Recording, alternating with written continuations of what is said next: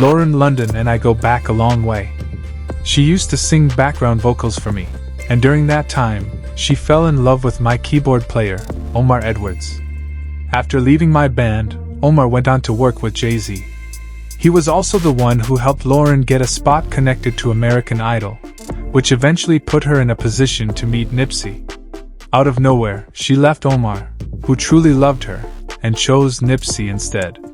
For years, Jaguar Wright has claimed that Lauren London was intentionally brought into Nipsey Hussle's life in the same way Faith Evans was linked to Biggie. Now that claim has resurfaced and is gaining renewed attention. She isn't the only one raising questions about Nipsey's tragic death. The conversation keeps growing louder.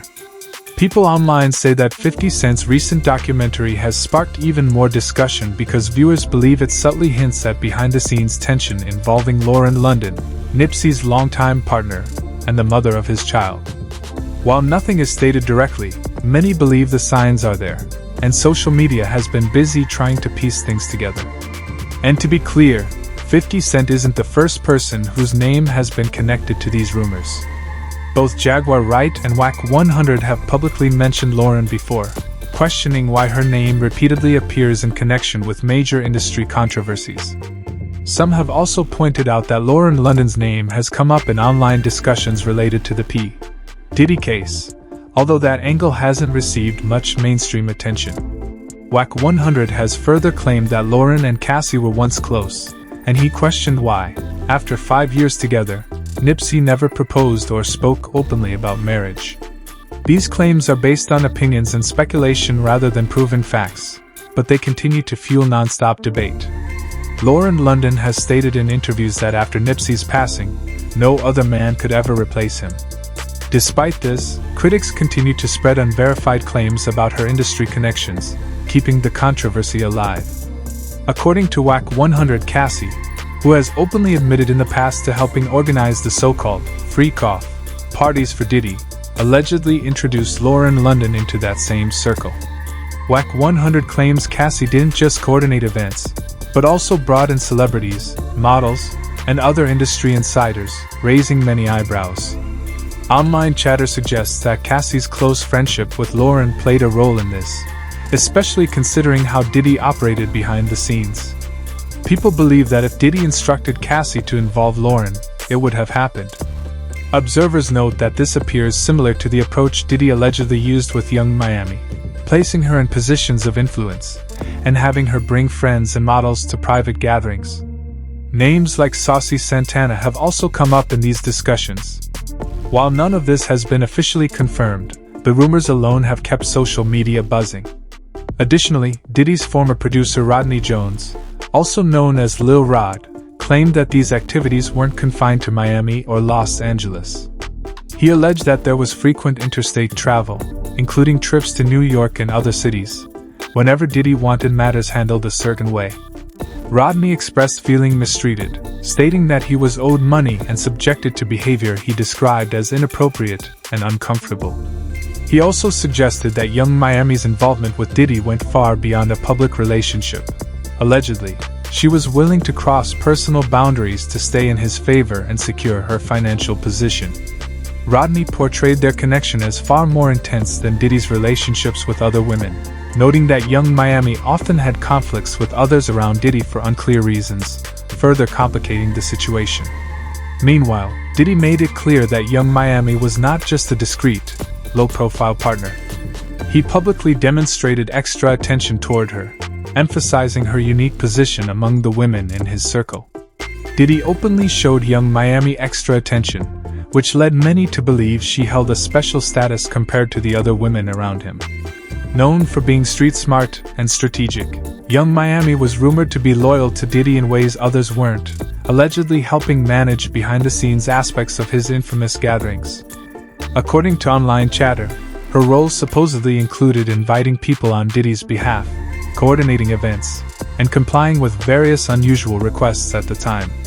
While none of this has been confirmed, the rumors suggest someone deeply involved, not just romantically, but operationally, which is why her name continues to surface in discussions. Using a similar logic, some critics now speculate that Nipsey Hussle's longtime partner, Lauren London, may also have had private connections to Diddy. Diddy's former assistant, Capricorn Clark, mentioned Lauren during claims tied to a recent lawsuit, suggesting she might have been present during certain situations, though not necessarily as an active participant. Sources claimed she was allegedly aware of what was happening. Clark described scenarios where people moved between rooms, following instructions and maintaining a specific atmosphere. In one account, Clark allegedly said, "Yes, Miss London was there. Chef Jordan in the other room. He called Cassie over, asked her to walk there, hand me that, go back to the other room." These details have sparked heated online debates, especially around who knew what and when. This has fueled speculation about whether Lauren was aware of the pressure Cassie faced during her relationship with Diddy and chose to remain silent.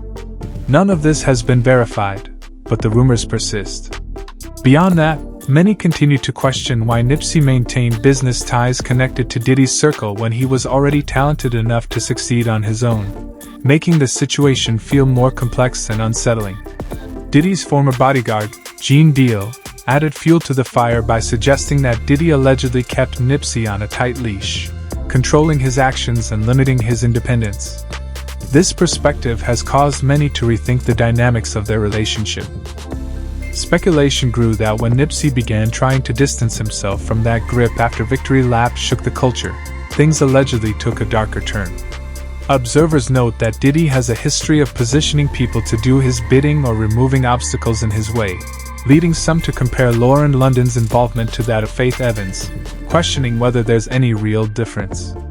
Struggling artists trying to climb the industry ladder suddenly found themselves next to powerful figures, and in some cases, that proximity came with consequences they may not have anticipated. After his death, many people in the industry seemed to move on without consequences. According to some, the moment Nipsey tried to assert his independence was when his life reportedly came under threat, at least according to persistent industry whispers. The official story, of course, claims that Eric Holder acted alone, saying Nipsey labeled him a snitch, which supposedly led to the fatal shooting. For a long time, suspicion also fell on Big U, a figure Nipsey reportedly had tension with, as someone who might have hired Holder. On the day of the incident, Big U's whereabouts were unclear. His alibi kept changing, and he avoided specifying who he was with, raising eyebrows. Adding to the mystery, Nipsey had allegedly just refused to renew an old contract tied to Big U's label. At the funeral, Big U didn't show up, not even as a gesture of respect. Matters worsened when he publicly laughed off a "Justice for Nip" comment during a live video, sending social media into a frenzy and escalating speculation into accusations. Months later, Loose Cannon appeared on the No Jumper podcast and claimed that Big U had called him, saying Nipsey had been killed almost 30 minutes before it supposedly happened. That clip went viral, shocking the streets, and Big U reportedly sent Adam22, the podcast's owner, a cease and desist letter demanding its immediate removal. Interestingly, the feds only requested that the cease and desist be produced concerning Loose Cannon's first No Jumper appearance, in which he implicated Big U in Nipsey's murder. This legal move only fueled further suspicion, as whenever lawyers get involved, questions in the streets intensify. Charleston White then entered the conversation, claiming he knew why a hit was allegedly placed on Nipsey. According to him, Nipsey had stopped paying dues to Big U, which allegedly triggered the conflict. This version has circulated for some time but keeps resurfacing, with new voices corroborating parts of it. Recent chatter suggests the blame may extend beyond Big U. Some sources now claim Diddy might also have been involved. Additionally, 50 Cent has raised questions about Lauren London's alleged connection to Diddy. None of this has been confirmed. It remains speculative. Yet, interest continues to grow as people dig for answers. The discussion has shifted from questioning who pulled the trigger to asking who benefited afterward, a part that makes many uncomfortable and keeps the story alive. Industry insiders note how Nipsey's legacy accelerated after his death, with money, ownership, and influence moving rapidly behind the scenes. Many are questioning how certain individuals gained leverage, control, or freedom once Nipsey was gone, and these questions repeatedly circled the same powerful names. What sustains the rumors is that voices from multiple corners, former associates, media figures, and industry insiders, continue to report similar patterns, hinting at pressure, power plays, and quiet deals that don't sit right. Nothing has been proven. All of this remains allegations and speculation. But the streets are watching closely. Every new interview, leaked comment, and resurfaced clip adds another layer to a story that already seems far deeper than the public has been told. Attention is now shifting to the silence because, in situations like this, what isn't said can speak the loudest. Observers have noticed certain industry figures going quiet almost immediately, avoiding interviews, or suddenly changing their tone whenever Nipsey's name comes up, and that behavior hasn't gone unnoticed. Some insiders claim there were closed-door conversations and damage control taking place right after the tragedy, with phones constantly ringing and stories being carefully managed. The idea that powerful figures could control the narrative has led fans to question whether the full truth was ever meant to come out. At the same time, others argue that fear plays a major role, as going against heavyweight industry names can cost careers overnight. This is why many believe some witnesses chose silence over safety. Again, none of this has been confirmed, but the patterns are enough to make people uneasy. The longer the quiet persists, the more it feels like a key piece of the story has been withheld from the public.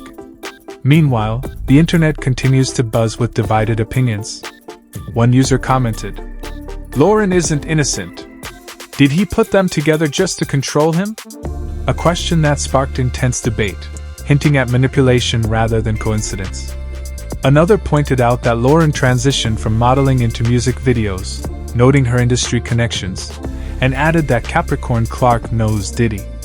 Lauren was also friends with Cassie, which some believe isn't coincidental. Others have gone further, claiming outright, "No, Lauren was part of it.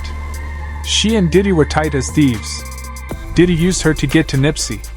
These are strong opinions, not verified facts, but they illustrate just how heated the discussion has become.